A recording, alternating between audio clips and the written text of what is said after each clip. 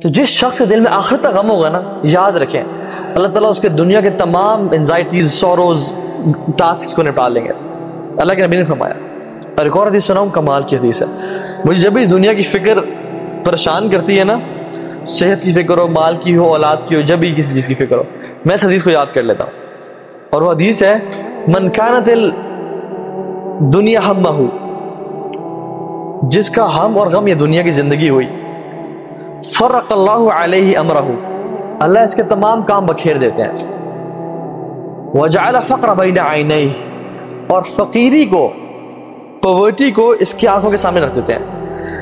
all what he fears is poverty، کہ میں غریب نہ ہو جاؤں، میں فقیر نہ ہو جاؤں، میرا یہ گھر مجھ سے چلا نہ جائے، میرا بزنس لاس میں نہ آ جائے اور میرے سے مال سارا چلا نہ جائے اور میں سڑک پہ نہ آ جاؤں. ساری زندگی وہ غربت سے ڈرتا رہتا ہے اور اس میں ہی گزار دیتا ہے. وَلَمْ يَأْتِهِ مِنَ الدُّنْيَا إِلَّا مَا كُتِبَ لَهُ، اور دنیا اس کے پاس اتنی ہی آتی ہے جتنی اس کے لیے پہلے سے لکھی ہوئی تھی. ساری ٹینشنز کے بعد، ساری مشکلوں کے بعد دنیا اتنی آنی ہے جتنی پہلے سے لکھی ہوئی تھی.